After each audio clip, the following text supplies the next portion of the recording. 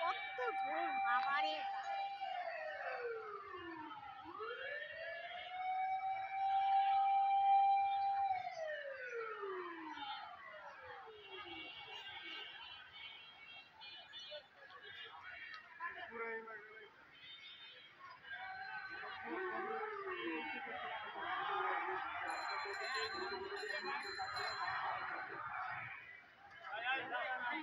Hello, আসসালামু আলাইকুম viewers.